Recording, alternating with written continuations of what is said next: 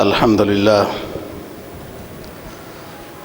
لله وكفى والصلاة والسلام على سيد الرسل وخاتم الأنبياء وعلى آله وأصحابه الذين أوفوا عهدا الذين هم خلاصة العرب الأربع وخير الخلائق بعد الأنبياء. أما بعد فأعوذ بالله من الشيطان الرجيم. بسم الله الرحمن الرحيم. يا أيها الذين آمنوا كتب عليكم الصيام كما كتب على الذين من قبلكم لعلكم تتقون. قال النبي صلى الله عليه وسلم: من صام رمضان إيمانا واحتسابا غفر له ما تقدم من ذنبه. صدق الله العظيم وصدق رسوله النبي الأمي الكريم ونحن على ذلك لمن الشاهدين والشاكرين والحمد للہ رب العالمین. سورہ بقرہ دوسرے پارے کی ایک آیت کریمہ تلاوت کی ہے اور جناب نبی پاک صلی اللہ علیہ وسلم کا ایک فرمان تلاوت کیا ہے جس کو امام مسلم نے روایت کیا ہے. فرمایا: یا ایھا الذین آمنوا کتب علیکم الصیام کما کتب علی الذین من قبلکم. اے ایمان والو، تمہارے اوپر روزے فرض کیے گئے ہیں جیسے تم سے پہلی امتوں پر بھی روزے فرض کیے گئے تھے. اور روزے کا مقصد یہ ہے لعلکم تتقون، تاکہ تم متقی بن جاؤ، پرہیزگار ہو جاؤ. یعنی گناہوں سے توبہ کرو، گناہوں کو چھوڑ دو، آئندہ گناہ نہ کرنے کا پکا عزم کرو تو پھر متقی بن جاؤ گے. جناب نبی پاک صلی اللہ علیہ وسلم کے فرمان کا مفہوم یہ ہے،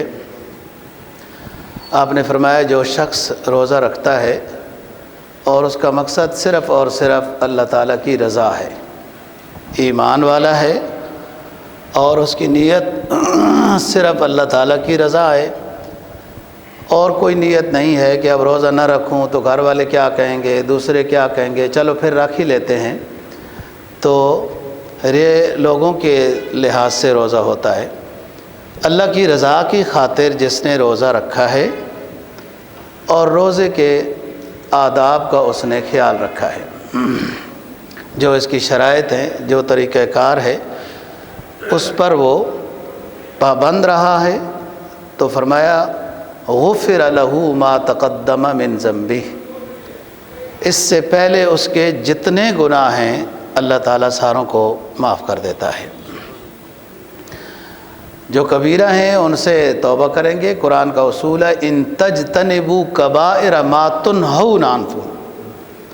اگر تم کبیرہ گناہوں سے بچتے ہو تو پھر ان نیکیوں سے صغیرہ سارے گناہ معاف کر دیے جاتے ہیں.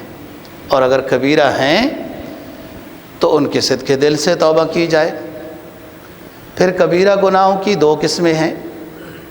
ایک انسان کی ذات سے متعلق ہے، نماز میں سستی ہوئی، روزے میں ہوئی، یا کوئی اور ایسی غلطی ہوئی جو اس کی ذات سے متعلق ہے.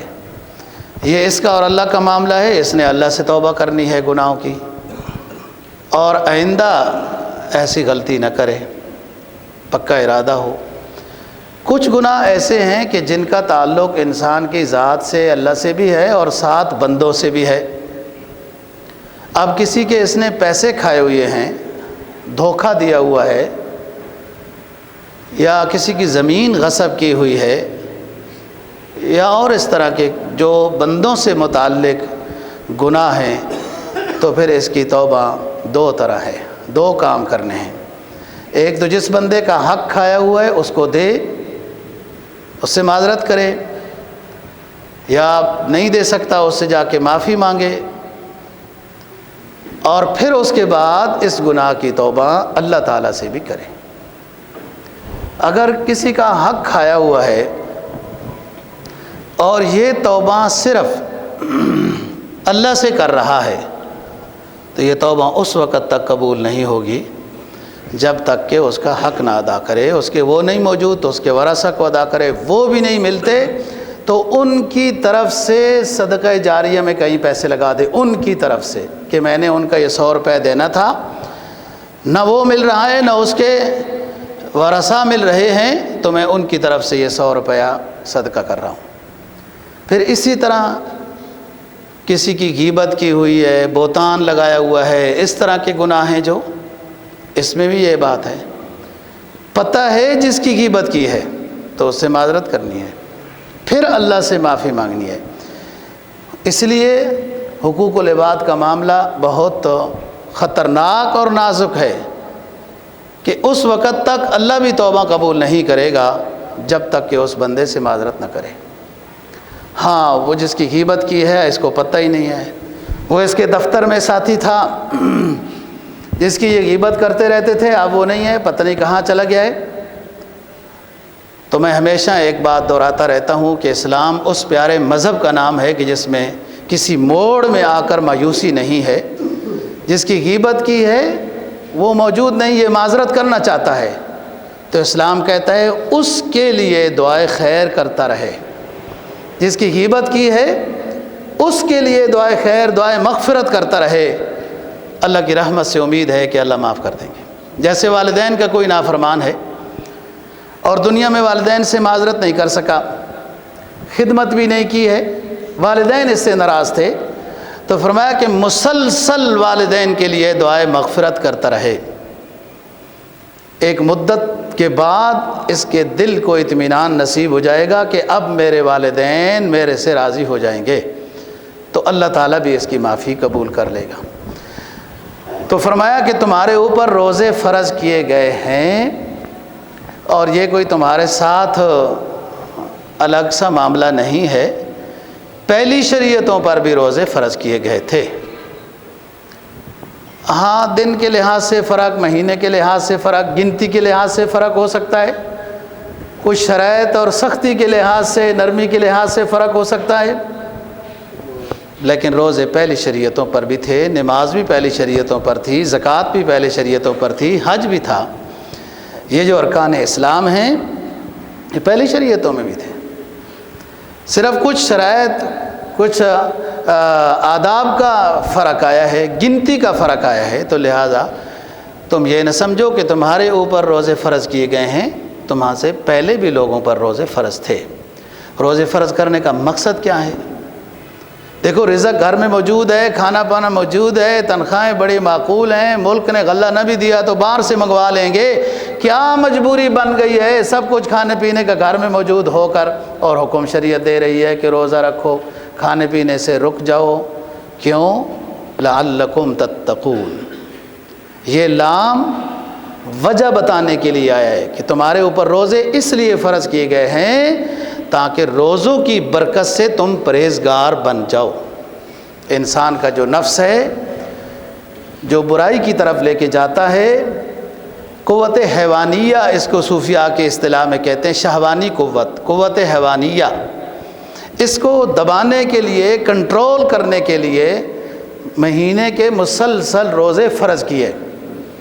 جب قوت حیوانیہ کمزور ہوتی ہے تو گندے خیالات پھر نہیں آتے، پھر نیکی کی طرف نظام لگ جاتا ہے، اور جب تک اس نفس کی تربیت نہ کی جائے اور اس کے اوپر مجاہدہ اور مشقت نہ ڈالی جائے تو یاد رکھو یہ بات کہ نفس کبھی بوڑھا نہیں ہوتا۔ انسان کی بری خواہشات یہ کبھی بوڑھی نہیں ہوتی، کبھی کمزور نہیں ہوتی، کبھی مرتی نہیں ہے، مگر وہ ہدایات جو شریعت نے عطا کی ہیں، روزے رکھو، گناہوں سے بچو، گناہوں پر توبہ کرو، تو یہ اس نفس کی اصلاح کے لیے ہے۔ یہ دب جاتا ہے، مرتا پھر بھی نہیں ہے، دب جاتا ہے۔ حضرات صوفیاء لکھتے ہیں کہ جتنے مجاہدے ہیں گناہوں سے بچنے کے، اس میں ایک روزہ ہے، نماز ہے، اور صدقات و خیرات ہیں، ذکر اذکار ہیں، گناہوں کی مجلس سے بچنا ہے، دوائی گناہ سے بچنا ہے، اسباب گناہ سے بچنا ہے، دوائی کا مطلب ہے۔ تو یہ جو بری خواہشات ہیں، یہ جو نفس ہے، یہ مغلوب ہو جاتا ہے، دب جاتا ہے۔ یہ مطلب نہیں ہے کہ بالکل فنا ہو جاتا ہے۔ لہٰذا ہر وقت اس فکر میں زندگی رہے کہ کبھی خیال غلط نہ ہو جائے، کبھی کوئی گناہ نہ ہو جائے، کیونکہ نفس اپنی کوشش جاری رکھتا ہے۔ تو فرمایا یا ایھا الذین آمنوا کتب علیکم الصیام کما کتب علی الذین من قبلکم، تمہارے اوپر روزے فرض کیے گئے، اس کی کوئی حکمت ہے کہ ہم تمہیں اپنا بنانا چاہتے ہیں، تمہیں متقی بنانا چاہتے ہیں، اور متقی کے بعد پھر اللہ کی رضا نصیب ہوتی ہے، جنت الفردوس نصیب ہوتی ہے جب متقی بنو۔ ہم تمہیں اپنا بنانا چاہتے ہیں تاکہ نوازیں، دنیا آخرت کے لحاظ سے سکون پائیں آپ۔ تو متقی بننے کے لیے ضروری ہے کہ آپ روزوں کو کما حقہ، جیسے اس کے آداب و شرائط ہیں، خیال رکھیں، گناہوں سے بچیں، متقی بن جائیں گے، اللہ آپ سے راضی ہو جائے گا اور جنت الفردوس اور وہ نعمتیں عطا کرے گا۔ شریعت اتنے پیارے نظام کا نام ہے کہ گناہ سے کیا روکتی ہے؟ گناہ کے قریب جانے کو بھی روکتی ہے۔ گناہ سے کیا روکتی ہے؟ اسباب گناہ سے روکتی ہے تاکہ مبتلا نہ ہو جاؤ۔ قرآن نے کیا کیا؟ وَلَا تَقْرَبُوا الزِّنَا إِنَّهُ كَانَ فَاحِشًا وَمَقْتًا وَسَاءَ سَبِيلًا، بدکاری کے قریب مت جاؤ، ان مجلسوں میں نہ جاؤ جو چیزیں بدکاری کی طرف لے جاتی ہیں، فلمیں ہیں، گانے ہیں، اس طرح کی چیزیں، ان کے قریب نہ جاؤ۔ یہ تو زنا نہیں ہے لیکن قریب لے جائیں گی۔ اس بات کو حدیث میں بہت آسان پیرائے میں سمجھایا کہ جو شخص دوسری کی فصل کے قریب منڈیر پر اپنی بکریاں چرانا چاہتا ہے تو ضرور بضرور دوسری کی فصل میں وہ بکریاں منہ ماریں گی، کیونکہ آپ قریب بکریوں کو چرا رہے ہیں۔ لہذا دوسری کی فصل سے اپنے بکریوں کو بچانا ہے، یہ تب ہو سکتا ہے کہ جب دوسری کی فصل کے قریب اپنی بکریوں کو نہ چگاؤ نہ چراؤ۔ بعض لوگ دن کو بکریاں چراتے رہیں اور شام کو بڑا خوش ہوں کہ ہم نے تو اپنی ذاتی ملکیت والی بکری کا دودھ رزق حلال پیا ہے، اور جب کہ دن کو دوسروں کی فصلوں سے وہ اس کا پیٹ بھرتے رہے تو یہ دودھ تو حلال ہے، لیکن آپ نے جو بکریوں کو چگانے کا طریقہ اختیار کیا ہے اس وجہ سے یہ حرام ہو چکا ہے۔ اس طرح اور چیزیں، اسلام منہی عنہ چیزوں کے قرب کا مخالف ہے کہ ان کے قریب تک مت جاؤ ورنہ مبتلا ہو جاؤ گے۔ تو روزہ بہت اونچی فضیلت کی چیز ہے اور رکن اسلام ہے، مذاق نہیں ہے۔ جیسے ایمان کے بعد 4 رکن اہم ہیں، نماز، پھر روزہ، حج، زکوٰۃ، اور ارکان اسلام میں جس مسلمان کی کمی نہیں ہے وہ مسلمان کامل ہے، مکمل ہے۔ اور جس شخص کے 4 باتیں نا، 5 باتیں نا جی، لا الہ الا اللہ محمد الرسول اللہ، اشہد ان لا الہ الا اللہ، اشہد ان محمدً عبدہ ورسولہ، یہ ایمان ہے۔ اقرار باللسان، تصدیق بالقلب، یہ ایمان ہو گیا۔ نماز کی پابندی، روزے کی پابندی، زکوٰۃ فرض ہے تو اس کی ادائیگی کی پابندی، اور حج فرض ہے تو وہ ادا کرنا، راستہ پرامن ہو۔ جس شخص کے ارکان اسلام کما حقہ مکمل ہیں اس کا دین مکمل ہوتا ہے۔ دوستو، ہر شخص میرے سمیت ارکان اسلام کے اوپر نظر ڈالے کہ اس کے ارکان اسلام میں سے کون سے رکن میں کمی آ رہی ہے، اتنی اس کے دین میں کمی ہوگی۔ قرآن تو کہتا ہے صرف رکن اسلام، ایمان کے بعد آپ کی نماز مکمل ہو گئی تو تنہا عن الفحشاء والمنکر، نماز بھی چھوٹے بڑے تمام گناہوں سے روک دیتی ہے۔ جب تک نہیں روکی تو نماز پر بھی غور کرنا ہے کہ کیوں نہیں روک رہی ہے۔ تو فرمایا من صام رمضان ایمانا واحتسابا، جس نے ایمان کی حالت میں اور اللہ کی رضا کی خاطر ثواب کی نیت کرتے ہوئے دیگر چیزوں سے جو اس کے مکروہات ہیں ان سے بچتے ہوئے جو شخص روزہ رکھتا ہے اس کے تمام گناہ معاف ہو جاتے ہیں، وہ پاک صاف ہو جاتا ہے۔ جناب نبی پاک صلی اللہ علیہ وسلم کا فرمان ہے، صحابہ روایت نقل کرتے ہیں، فرماتے ہیں کہ رسول پاک صلی اللہ علیہ وسلم خطبہ جمعہ کے لیے تشریف لائے اور فرمایا قریب ہو جاؤ، قریب ہو جاؤ، قریب آ جاؤ، میری اہم بات کو سنو۔ اور جب ممبر کے اوپر چڑھنے لگے تو آمین فرمایا، دوسری سیڑھی پر بھی آمین فرمایا، تیسری سیڑھی پر بھی آمین فرمایا۔ آپ کا ممبر 5 سیڑھیوں پر مشتمل ہے۔ جمعہ ہو گیا، نظام ہو گیا۔ ایک صحابی نے عرض کیا کہ حضور خلاف عادت، خلاف معمول ہم نے آپ کے آج ممبر کی سیڑھیوں پر چڑھتے ہوئے آمین آمین آمین سنی، اس کی وجہ کیا ہے؟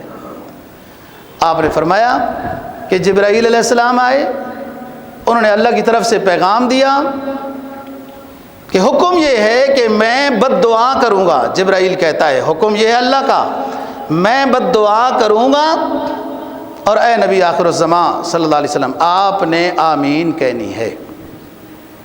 صرف جبرائیل کی یا کسی فرشتے کی دعا یا بد دعائی کافی ہوتی ہے، پیغمبر اتنے اونچے پیغمبر کی آمین کی ضرورت بھی نہیں۔ لیکن آپ یہ سوچیں کہ فرشتوں میں جو لا تعداد ہیں، 4 بڑے ہیں، چاروں میں سب سے بڑا جبرائیل علیہ السلام ہے، کوئی فرشتہ بھی دعا کر دے یا بد دعا کر دے تو کافی ہے۔ یہاں فرشتوں میں بھی سب سے بڑا فرشتہ اور آمین کہنے والے پیغمبروں میں بھی سب سے بڑے پیغمبر صلی اللہ علیہ وسلم آمین کہہ رہے ہیں، اور اللہ کا حکم ہے۔ پہلی سیڑھی پر جب میں نے قدم رکھا تو اللہ تعالیٰ فرماتے ہیں، جبرائیل بتا رہے ہیں کہ جس شخص کو رمضان نصیب ہوا اور وہ اپنی مغفرت نہیں کرا سکا، اللہ اس کو برباد کر دے۔ تو مجھے حکم تھا، میں نے آمین کہا۔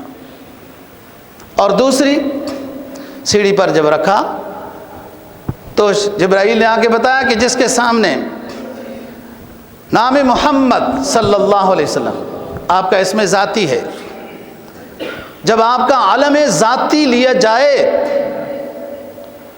تو بعض رات نے تو درود شریف کو پڑھنا واجب قرار دیا ہے۔ ہاں جب آپ کی صفات ہوں تو اچھی بات ہے، ساتھ واجب نہیں مستحب ہے، لیکن جب علم مبارک آئے محمد یا احمد تو صلی اللہ علیہ وسلم واجب۔ فرمایا جس کے سامنے نبی آخر الزمان صلی اللہ علیہ وسلم کا نام نامی مبارک ذکر کیا جائے اور وہ درود شریف نہ پڑھے تو اس پر وہ برباد ہو جائے، اس پر ہلاکت ہو، تو میں نے آمین کہی۔ اور تیسری چیز بھی اہم ہے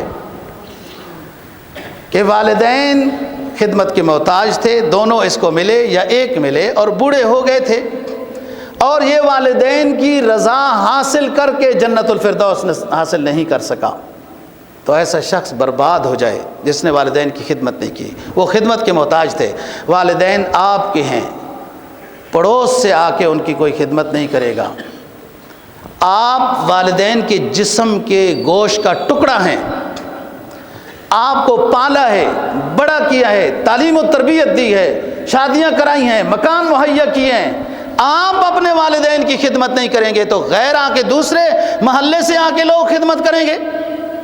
دیکھو یہ تو پھر اس پر انعام بھی ہیں کہ آپ والدین کی خدمت کریں، اس پر اتنا اجر عظیم بھی ہے، اور اتنا بڑی سند فرمائی، رضا الوالد رضا الرب، سخط الوالد سخط الرب، جس کو رب کی رضا چاہیے والد کو راضی کر دے، اور جس کا والد ناراض اس کا رب ناراض، جس کے والدین ناراض اس کا رب ناراض۔ تو والدین کو راضی کرنا آسان ہوتا ہے، بچوں کو راضی کرنا مشکل ہوتا ہے۔ والدین تو اس امید میں ہوتے ہیں کہ یہ بھٹکا ہوا کب آ کے معذرت کر لے گا، وہ اس سے پہلے ہی معاف کرنے کا دل میں سوچ چکے ہوتے ہیں، ان میں شفقت غالب ہوتی ہے، اور وہ اس درجے سے گزرتے ہیں نا کہ کہاں سے بچہ پیدا ہوا کہاں تک پہنچا وہ۔ اگر شریعت والدین کی خدمت واجب کرتی نا جی دوستو، صرف واجب کرتی اور ساتھ یہ کہتی کہ والدین کی خدمت کرنا واجب ہے لیکن ثواب نہیں ملے گا، تب بھی ہمارے ذمہ حکم کو ماننا ضروری تھا۔ یہاں تو قدرت کا نظام ہی عظیم ہے، وہ کتنا مہربان داتا ہے کہ والدین ہمارے ہیں، انہوں نے ہمیں پالا ہے، بڑا کیا ہے، تعلیم و تربیت دی ہے، سب کچھ دیا، ہماری زندگی کی راحت کی خاطر اپنی زندگی پر ہر دکھ لایا، بچوں کی زندگی کی راحت کی خاطر اپنی زندگی پہ ہر دکھ لایا۔ اگر شریعت ثواب نہ بھی دیتی والدین کی خدمت کرنے پر تو تب بھی ہمارے ذمہ واجب ہوتا تو بخوبی ادا کرتے ہیں، لیکن شریعت تو کتنی عجیب، اللہ پاک کتنا مہربان ہے کہ والدین کی خدمت کریں۔ والد کی دعا اپنی اولاد کے حق میں رد نہیں ہوتی، یہ اولاد اس قابل ہو، اولاد نے اپنے والدین کے دل میں گھس کے اتنا خوش کر رکھا ہے والدین کو کہ والدین اس خوشی کے نتیجے میں جب اپنی اولاد کے لیے دعا کریں گے تو رد نہیں ہوگی۔ یہ مطلب ہے ساری زندگی ستاؤ والدین کو، نافرمانی کرو، اپنی مرضیاں کرو، اور جاتے وقت یہ کہہ دو دعاؤں کی درخواست ہے۔ یہ دعاؤں کی درخواستوں سے دعائیں نہیں ہوتی جی، آپ اس قابل بنیں کہ دنیا خود آپ کے لیے دعا کرتی رہے۔ تو فرمایا کہ والدین جس کو ملے اور اس خدمت کے محتاج تھے اور یہ ان کو راضی نہ کر سکا، خدمت نہیں کی، اپنی مغفرت نہیں کر سکا تو برباد ہو جائے۔ کتنی سخت وعید ہے، پہلی رمضان کی ہے۔ حدیث میں جناب نبی پاک صلی اللہ علیہ وسلم کا فرمان ہے کہ 5 خصوصیتیں میری امت کو اللہ پاک نے عطا کی ہیں، ان میں ایک یہ ہے کہ جو شخص روزے آداب سے شرائط کے ساتھ رکھتا ہے تو اس کی مغفرت ہو جاتی ہے۔ پورے سال جنت روزے داروں کے لیے سجائی جاتی ہے، دوسری چیز۔ تیسری چیز، ہر چیز روزے دار کی مغفرت کی دعا کرتی ہے، حتیٰ کہ سمندر اور دریاؤں کی مچھلیاں بھی روزے دار کے لیے دعائیں کرتی ہیں۔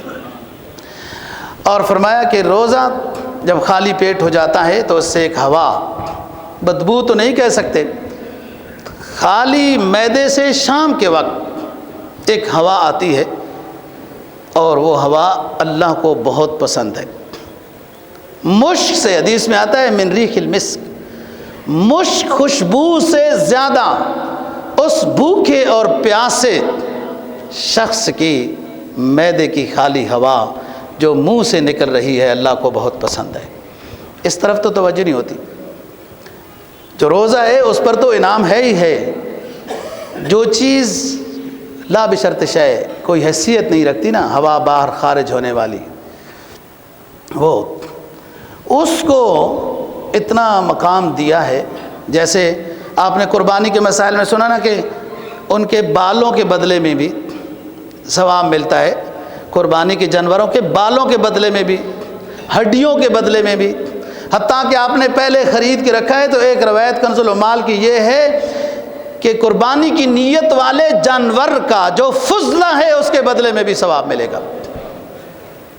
تو اس کی تو کوئی طرف توجہ ہی نہیں جاتی نا جی، کہ بال یا اس طرح ہڈیاں وہ تو پھینک دی جاتی ہیں۔ جب اس کے بدلے میں ثواب ہے تو پھر گوشت اور جانور جو اس طرح ہے اس کے اوپر کتنا ثواب ہے۔ یہاں پر بھی یہ دیکھیں کہ جو منہ سے بو خارج ہو رہی ہے، اور اس پر بعض اصحاب الظواہر نے کچھ آگے ایک اور کام کر دیا ہے۔ امام اعظم ابو حنیفہ رحمہ اللہ کا وہ مسلک نہیں، وہ کہتے ہیں کہ بو جاری رہنی چاہیے، مسواک نہیں کرنا چاہیے۔ ایسی بات نہیں ہے، وہ منہ کی بو نہیں ہے، وہ معدے کے خالی ہونے کی بو ہوتی ہے۔ مسواک کرنا چاہیے روزے کی حالت میں، جب نماز کے لیے آپ آتے ہیں مسواک کریں، بہت زیادہ تازہ نہ ہو لیکن عام روٹین میں جو مسواک مل رہے ہیں مسواک کرنا چاہیے، اس کی اپنی فضیلت ہے، وہ معدے کی بو ہے، منہ کی بو نہیں ہے۔ اللہ کا نظام ہے کہ جس چیز کی طرف کوئی توجہ نہیں ہے اس کے اوپر اللہ پاک اتنا انعام عطا کر رہے ہیں۔ تو بات یہ ہے دوستو، پہلی سیڑھی پر قدم رکھنے کی جو بات ہے نا کہ والد جس کو رمضان ملا اور اپنی مغفرت نہیں کرا سکا، اس میں پانچویں چیز اس حدیث میں کہ شیاطین کو، بڑے بڑے شیاطین کو جکڑ دیا جاتا ہے۔ حدیث میں مردۃ الشیاطین کا لفظ ہے، منہ کی بو، مغفرت اور مچھلیوں کی دعا، اور یہ چیز آخری کہ مردۃ الشیاطین، سرکش شیاطین وہ جکڑ دیے جاتے ہیں، یعنی وہ مسلمانوں تک ان کی رسائی نہیں ہوتی، تاکہ یہ جو بڑے شیاطین کے زنجیروں میں جکڑے ہوئے تھے یہ بھی عبادت کے لیے آ جائیں۔ کتنی آسانی کر دی۔ اور آپ کہیں جی تو پھر بھی کچھ لوگ تو نہیں پڑھتے تو کچھ نہیں ہوتا، تو ایک شیاطین تو جکڑے گئے ہیں۔ بات اس کی جواب ایک یہ ہے کہ آپ کو روزوں میں عبادت کے لحاظ سے نمازیوں کا یا دیگر لحاظ سے فرق محسوس ہوتا ہے نا، تو بس ثبوت کے لیے تو اتنی دلیل کافی ہے کہ جو مردۃ الشیاطین نے جن کو جکڑا ہوا تھا وہ چھوٹے ہوئے ہیں اور آ رہے ہیں۔ بہت ساری وہ شکلیں جو پورا سال نظر نہیں آئیں وہ بھی رمضان میں نظر آتی ہیں، تو یہ اس حدیث کا تو مطلب یہ ہو گیا نا، اب سمجھ آ رہا ہے کہ وہ جو جکڑے ہوئے تھے آزاد ہو گئے ہیں۔ ایک بات۔ دوسری بات، دو طرح کی گرفتاریاں ہیں انسان کو عبادت سے روکنے کے لیے، دو طرح کی گرفتاریاں ہیں۔ دو طرح کی چیزیں ہیں انسان کو جو عبادت سے روکتی ہیں، ایک شیاطین اور ایک انسان کا اپنا نفس۔ شیاطین کو تو جکڑ دیا گیا ہے، لیکن نفس آپ کے کنٹرول میں ہے، اس کو آپ نے جکڑنا ہے۔ اگر آپ نہیں جکڑیں گے تو صرف شیاطین کے جکڑے جانے سے عبادت کی طرف نہیں آ سکتے۔ اس لیے آپ کو جو بہت نظر آتے ہیں کہ روزوں میں بھی وہ عبادت کے لیے نہیں آتے، تو ابھی وہ اپنے نفس کے خواہش میں جکڑے ہوئے ہیں، اور بڑی آسانی کے ساتھ کچھ نہ کچھ وہ کہتے رہتے ہیں۔ اس طرح کچھ کہنے سے کچھ نہیں ہوتا۔ کوئی فرقہ، کوئی مولوی صاحب نماز سے منع نہیں کرتا، تلاوت سے نہیں کرتا، صدقہ خیرات سے نہیں کرتا، اچھے کام کرنے سے کوئی فرقہ منع نہیں کرتا۔ جی ایسی کہنے سے آخرت میں چھوٹ نہیں ہوگی۔ آپ اور تو ہر طرح کی چیز کو اپنے لیے اچھا پسند کر لیتے ہیں، تو آپ کو ابھی تک اچھا مولوی نظر نہیں آیا کہ کس کی بات مانیں، کس کے پاس جائیں، کہاں جائیں۔ یہ اپنے آپ کو مطمئن کرنے کے لیے جملہ کتنے فرقے اتنے یہ کافی نہیں ہے۔ کیا اللہ کے سامنے یہ آپ جواب دے سکیں گے کہ ہم کیا کرتے، ہمارے سامنے تو بہت سارے فرقے تھے، تو فلاں تھے، تو پھر ہم اس لیے دکان میں ہی بیٹھے رہے، گھر میں ہی بیٹھے رہے؟ ایسا نہیں ہوتا، ڈھونڈنا پڑتا ہے، جہد کرنا پڑتا ہے۔ دنیا دیکھو آتش پرستی سے یہودیت پرستی کی طرف، یہودیت سے عیسائی کی طرف، پھر بھی راستہ تلاش کرتے رہے سلمان فارسی رضی اللہ عنہ۔ تو آخری راہب نے کہا کہ تم اللہ کو چاہتے ہو تو اب ہمارا ٹائم ختم ہو چکا ہے، نبی آخر الزمان صلی اللہ علیہ وسلم کا زمانہ آ گیا، ان شرائط کے مطابق اس ہستی کو ڈھونڈو۔ اور آخر سلمان نے ڈھونڈ لیا۔ طلب صادق ہو تو مل جاتا ہے، سب صحیح راستہ بھی اللہ سے مانگے نا، آپ 2 رکعت نفل پڑھیں، اللہ مجھے سیدھا راستہ دکھا اور اس پر چلا۔ تو بات یہ ہے، رمضان کے روزے بہت فضیلت کی چیز ہے کہ انسان کے گناہ معاف ہو جاتے ہیں، اللہ راضی ہو جاتا ہے، مغفرت ہو جاتی ہے، اس سے اونچا کیا انعام ہے۔ لیکن آداب کا، شرائط کا لحاظ رکھنا ہے۔ صبح کھانا پینا بند، شام کو مغرب کی اذان ہوئی تو کھانا پینا شروع، صرف اس چیز کا نام روزہ نہیں ہے۔ اپنے اعضاء و جوارح کی حفاظت کرنی ہے، سوچ کی حفاظت کرنی ہے، نگاہوں کی، ہاتھوں کی، غیبت کے لحاظ سے، تہمت کے لحاظ سے، کانوں کی، سننے کے لحاظ سے، تمام گناہوں سے اپنے آپ کو جو بچاتا ہے، روزہ اس کو اپنی فضیلت عطا کرتا ہے۔ نبی پاک صلی اللہ علیہ وسلم کا فرمان ہے، فرمایا رب صائم لیس لہ من صیامہ الا الجوع رب قائم لیس لہ من قیامہ الا السحر، بہت سے روزے دار ایسے ہوتے ہیں انہیں روزہ کوئی فائدہ نہیں دیتا مگر صرف بھوک پیاس ان کو مل رہی ہے۔ بہت سے قیام کرنے والے، سجدہ اور قیام میں اپنی راتوں کو گزارنے والے ایسے ہوتے ہیں کہ جنہیں سوائے تھکاوٹ کے، سوائے نیند کو قربان کرنے کے اور انہیں کچھ نصیب نہیں ہوتا۔ غیبت کر رہے ہیں فارغ ٹائم میں، سارے کہتے ہیں میڈیا جھوٹ بولتا ہے، فلان کرتا سب۔ اچھا عجیب بات یہ ہے، آپ لوگ غور سے سنیں، طوطے نے اپنے بچے کو یہ سبق پڑھایا تھا کہ پوستے کے ڈوڈے کے اوپر نہیں بیٹھنا، کیونکہ وہ چپکتا ہے، اس میں گوند ہوتی ہے اور تم بیٹھو گے تو پاؤں تمہارا چپک جائے گا پوست کے خشخاش، تو پھر لوگ پکڑ لیں گے۔ تو اس نے یہ جملہ طوطے کے بچے نے رٹ لیا اور کہا طوطے کے بچے پوست کے ڈوڈے پر نہیں بیٹھنا، طوطے کے بچے پوست کے ڈوڈے پر نہیں بیٹھنا، اور بیٹھا اسی پر تھا۔ اس ورد کا کوئی فائدہ نہیں ہے۔ میڈیا سارے کہتے جھوٹ بولتا ہے، جھوٹ بولتا ہے، جھوٹ بولتا ہے، یہ تو الگ بات۔ میڈیا میں جو بیٹھے ہوتے ہیں وہ بھی کہتے ہیں جی میڈیا کا کیا کریں، میڈیا کا تو عالمان الفاظ، وہ خود بھی یہی کہتے ہیں اور اس کی زینت بھی بنے ہوئے ہیں، اور اس کی زینت بھی بنے ہوئے ہیں۔ اور ہم بھی فارغ ٹائم، چلو تھوڑا سا ٹائم مل گیا، روزے کا وقت گزارنا ہے، چلو تھوڑا سا یہ دیکھ لیتے ہیں، جھوٹ سن لیتے ہیں۔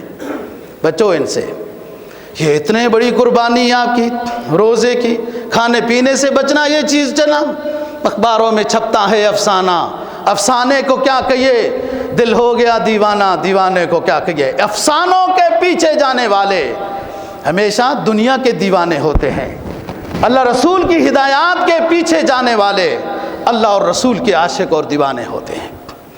اور میڈیا پر جو بندہ بیٹھ جاتا ہے، اللہ ماشاء اللہ کوئی اچھے بھی ہوں گے، اور چار میراثی سامنے ہنسانے کے لیے بیٹھ جاتا ہے، تو اس کو تو صحابہ اکرام بھی نظر نہیں آتے، غزوہ احد کے شہداء اور ان کی قربانی بھی نظر نہیں آتی۔ اتنا تم مکل کل ہو، قربان ہے، قربان اللہ کا نظام ہے۔ جو اپنے آپ کو کچھ سمجھتا ہے اللہ پھر اس کو یوں ذلیل کر کے دکھاتا ہے کہ پوری دنیا کے سامنے آ کے پھر معذرت کرو۔ فرمایا من تواضع للہ رفعہ اللہ، جو عاجزی کرتا ہے اللہ اس کو بلند و بالا کرتا ہے۔ من تکبر وضعہ اللہ، جو اپنے آپ کو عقل کل سمجھے، عقول حشرہ میں سے اپنے آپ کو عقل کل سمجھے، بڑا اینکر اور دانشور سمجھے،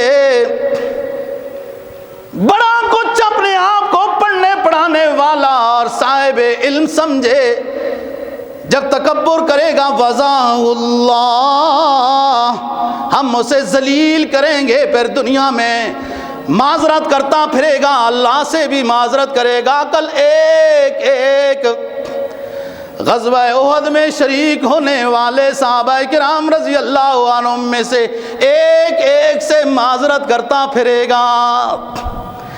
من تواضع رفعہ اللہ، من تکبر وضعہ اللہ، من اقتصد اغناہ اللہ، جو خرچ کرنے میں میانہ روی اختیار کرتا ہے ہم اس کو غنی کرتے ہیں۔ من بذر افقرہ اللہ، جو فضول خرچیاں کرتا ہے ہم اسے فقیر بنا دیتے ہیں۔ من ذکر اللہ تعالی احبہ اللہ تعالی، جو اللہ رسول کو یاد کرتا ہے اللہ اسے اپنا محبوب بنا لیتا ہے۔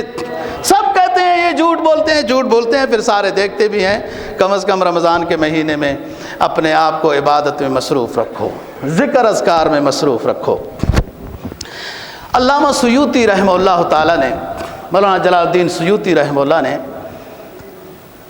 اللہ کے نیک بندے کی کچھ علامات لکھی ہیں. اگر ہم میں ان میں سے کچھ علامتیں ہیں تو الحمدللہ، اور جو نہیں ہیں تو وہ حاصل کرنی چاہیے کہ اللہ تعالیٰ کے نیک بندوں میں اللہ ہمیں بھی شامل فرما دے. فرمایا یہ ظالم کو معاف کر دیتے ہیں. پہلی علامت، برائی کرنے والے سے اچھائی کرتے ہیں اور دوسروں کے بارے میں ہمدردی اور خیر خواہی کا جذبہ رکھتے ہیں. جتنا کر سکتے ہیں اتنا کرتے ہیں. اگر توفیق ہے محتاج کو کپڑا پہناتے ہیں، توفیق ہے محتاج کو کھانا کھلاتے ہیں. نہیں تو سوچ رکھتے ہیں کہ اللہ دے گا تو ہم بھی تقسیم کریں گے، کپڑا پہنائیں گے، پانی پلاتے ہیں. ساتویں چیز، مسافر کو رہائش دیتے ہیں، کھانا دیتے ہیں. پرانے زمانے میں مسافروں کا نظام تو ایسا نہیں تھا کہ یوں ہوٹلیں اور یوں، لیکن اب بھی کوئی محتاج مل سکتا ہے. تو مسافر کا ہمارے گاؤں سے آگے یہ OGDC والے ساتھی جانتے ہیں، توت ہمارا گاؤں ہے. توت مولوی صاحب کا پتہ بھی آپ کو تو ہونا چاہیے نا کہاں کا ہے. توت نکا، نکا نہیں جانتے ہو تو مولانا خادم حسین رضوی صاحب رحمہ اللہ تعالیٰ کا گاؤں ہے اور توت ہمارا گاؤں ہے. درمیان میں 1 کلومیٹر کا فرق ہے. اس سے آگے میرا شریف ہے. بڑے اللہ والے لوگ وہاں گزرے ہیں، اب بھی کچھ اثر ہے. ایک بس جا رہی تھی اور وہ ہمارے گاؤں میں خراب ہو گئی، میرا شریف کسی بزرگ کو ملنے کے لیے. تو صرف سپیکر میں خادم نے یہ اعلان کیا کہ بس میں اتنے مسافر ہیں اور ان کو کھانے کی ضرورت ہے. تو یقین کرو کہ کئی گنا زیادہ کھانا جمع ہو گیا تھا. جاہل لوگ سبق نہیں جانتے، لیکن ان کو یہ پتہ تھا کہ مسافر کی خدمت کرنا شریعت ہماری کہتی ہے کہ بہت ثواب ہے. تو بات یہ کر رہا ہوں کہ آخری چیز جو بتائی کہ من ذکر اللہ تعالی احبہ اللہ تعالی، ان دنوں میں اللہ کو یاد کرو. اور ان 7 علامتوں میں سے کوئی علامت بن جاؤ. ظالم کو معاف کرنا، اللہ آپ کو معاف کرے گا. برائی والے کا بدلہ اچھائی، اس کا نعم البدل آپ کو ملے گا. دوسرے کی ہمدردی، غم خوار کی خیال. چلو آپ کو غزوہ یرموک میں، جہاد یرموک میں لے کے جاتا ہوں. ابو جہم رضی اللہ عنہ کہتے ہیں کہ میرا چچا زاد بھائی مجھے مجاہدین میں نظر نہیں آ رہا تھا غزوے کے بعد، جہاد کے بعد. تو میں زخمیوں کی طرف چلا گیا تو مجھے اپنا چچا زاد بھائی مل گیا اور اس نے اشارہ کیا کہ میں پانی پینا چاہتا ہوں. میں پانی لے کے قریب گیا تو اس کے قریب والے زخمی نے اشارہ کیا کہ مجھے بھی پانی دینا. تو میرے زخمی بھائی نے کہا کہ اس کو پہلے دو. جب اس کے قریب گیا تو ایک اور زخمی نے اشارہ کیا کہ مجھے بھی پانی چاہیے. یہ جہاد یرموک کی بات ہے جو خالص کفار کے خلاف تھا. جب اس نے کہا تیسرے کے پاس جاؤ. جب اس کے پاس گیا تو وہ جان اللہ کے حوالے کر چکا تھا. اشارہ تو کر دیا تھا، میرے پہنچنے تک وہ اس کی جان، اس کی روح قبض ہو گئی. جب دوسرے کے پاس آیا تو وہ بھی اللہ کو پیارا ہو گیا. جب اپنے چچا زاد بھائی کے پاس جس کو اصل ڈھونڈنے کے لیے نکلا تھا تو وہ بھی اللہ کو پیارا ہو گیا. یہ وہ صحابہ ہیں جن کے بارے میں ہر کوئی، جس کو منہ دھونا بھی نہیں آتا ہے جی، اپنے ایمان کا بھی نہیں پتہ اور اتنی بڑی باتیں کر دیتا ہے. یہ تو اپنی جان اللہ کے حوالے کر دیتے ہیں اور اپنے سے دوسرے کو ترجیح دیتے ہیں. یہ صحابہ کی شان ہے. قرآن کیا کہتا ہے؟ فرمایا وَيُؤْثِرُونَ عَلَىٰ أَنفُسِهِمْ وَلَوْ كَانَ بِهِمْ خَصَاصَةٌ. میرے نبی کی پیاری جماعت اتنی عظیم جماعت ہے، خود محتاج ہونے کے باوجود اپنے اوپر دوسروں کو ترجیح دیتے ہیں. یہ وصف حاصل ہو گیا غمخوارگی کا. کپڑے پہنانا، کھانا کھلانا، پانی پلانا، مسافر کا خیال، اگر یہ 7 شرطیں ہیں، یہ اللہ کا ولی ہے. علامہ لکھتے ہیں اس روایت میں کہ ایک مخصوص تعداد اللہ کے ولیوں کی دنیا میں رہتی ہے، جب ان میں سے کوئی فوت ہو جاتا ہے تو اللہ کسی اور کو اس مقام پر پہنچا دیتا ہے، وہ تعداد باقی رہتی ہے، جس کو مشکات شریف والے بزرگوں نے نقل کیا کہ حضرت علی رضی اللہ تعالیٰ عنہ کو ساتھیوں نے کہا کہ حضرت آپ تو بہت اونچی نسبت رکھتے ہیں، شامیوں کے خلاف بد دعا کر دیں۔ فرمایا نہیں، شامیوں کے خلاف بد دعا نہیں کرتا ہوں، حدیث میرے سامنے سرکار دو جہاں صلی اللہ علیہ وسلم کی ہے، آپ کا فرمان ہے شامیوں میں اکثر اللہ کے ولی اور ابدال اور کتب ہوتے ہیں، اس لیے خلاف بد دعا نہیں کرتا ہوں۔ تو بات یہ 7 شرطیں آسان ہیں۔ اللہ کا ذکر کرنا، حدیث میں جناب نبی پاک صلی اللہ علیہ وسلم کا فرمان ہے 2 کام رمضان میں کثرت کے ساتھ کرنے کے ہیں، اور ایک چیز مانگنے کی ہے اور ایک چیز کی پناہ ہے۔ 2 جو کثرت سے کرنے ہیں، کلمہ طیبہ، کلمہ شہادت کا ورد، لا الہ الا اللہ، لا الہ الا اللہ محمد الرسول اللہ، اور استغفر اللہ ربی من کل ذنب استغفر۔ یہ 2 کام رمضان میں کثرت سے کرنے ہیں، روزہ بھی رکھنا ہے، نماز بھی پڑھنی ہے، تراویح، ایسا نہیں کہ یہ کثرت سے کرنا ہے تو دوسروں کو چھوڑ دینا ہے۔ اسلام نام تمام ہدایات کو لے کر چلنے کا ہے، ایک چیز کو لے کر نہیں۔ وہ صرف نوٹ کے اوپر جو لفظ لکھا ہے کہ رزق حلال کمانا عین عبادت ہے، یہ عین کا لفظ نہیں، رزق حلال کمانا عبادت ہے، عبادتیں اور بھی ہیں، صرف ایک میں منہمک نہیں ہو جانا۔ کسی نے سنا تھا کہ بیوی بچوں کا خیال اور حقوق ادا کرنا ہے تو اسی کے بارے میں وہ درویش بیٹھا ہوا ہے، اور بھی حق حقوق ہے، ساروں کو لے کر چلنے کا نام اسلام ہے، اور کسی ایک جہت کو لے کر چلنے کا نام، دوسرے اسلام کے احکام کو چھوڑنے کا نام خواہش نفس کی پیروی ہے، اسلام کی پیروی نہیں ہے۔ تو بات یہ ہے لا الہ الا اللہ کا ذکر زیادہ، اور استغفر اللہ ربی من کل ذنب، اور اللہ سے جنت الفردوس مانگنا، اور چوتھی چیز جہنم سے پناہ مانگنا، کلمہ طیبہ اور درود شریف۔ یہ اتنے عظیم ذکر ہیں کہ اس ذکر کے جاتے وقت ہزاروں کی تعداد فرشتوں کی استقبال کرتی ہے۔ حدیث میں آتا ہے جب کلمہ طیبہ کا ذکر پہنچتا ہے تو تمام دروازے سارے آسمانوں کے کھول دیے جاتے ہیں، اور سیدھا یہ عرش معلی پہ لا الہ الا اللہ کا ذکر پہنچتا ہے۔ حضرت موسیٰ علیہ السلام کو اللہ نے کلیم کا لقب عطا کیا، وصف کلیم ان کی شان ایک خصوصیت والی شان ہے، وہ جبرائیل کے محتاج نہیں تھے، اللہ سے سوال و جواب میں جبرائیل کے محتاج نہیں تھے، براہ راست خود اللہ سے ہم کلام ہو سکتے تھے۔ عرض کیا رب العالمین مجھے کوئی خاص ذکر بتائیں، خاص دعا بتائیں کہ جو میں کروں تیرا اور قرب حاصل کروں۔ تو اللہ تعالیٰ نے فرمایا موسیٰ لا الہ الا اللہ، یہ پڑھا کرو۔ موسیٰ کلیم اللہ، کہا اللہ پاک یہ تو ساری کائنات پڑھتی ہے، مجھے کوئی خاص ذکر عطا کر دیں جو دوسرے نہ پڑھتے ہوں، اونچا ذکر، اونچی دعا عطا کر دیں۔ اللہ نے فرمایا کہ موسیٰ علیہ السلام، 7 زمین آسمان اور اس کے اندر جو کچھ، اور جنت اور سارا کچھ، پوری کائنات میزان عدل کی ایک سائیڈ میں رکھ دو،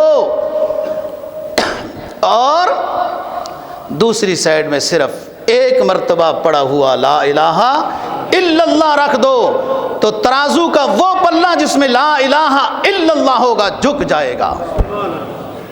لا الہ الا اللہ حسبی ربی جل اللہ، لا الہ الا اللہ کونوں مقام ہے اللہ، جسم میں جامع ہے اللہ، لا الہ الا اللہ، لا الہ الا اللہ ظاہر باطن ہے اللہ، اول آخر ہے اللہ، لا الہ الا اللہ، لا الہ الا اللہ محمد الرسول اللہ صلی اللہ علیہ وسلم۔ اللہ تعالی ہمیں صحیح معنی میں دین کی سمجھ اور عمل کی توفیق نصیب فرمائے۔ وآخر دعوانا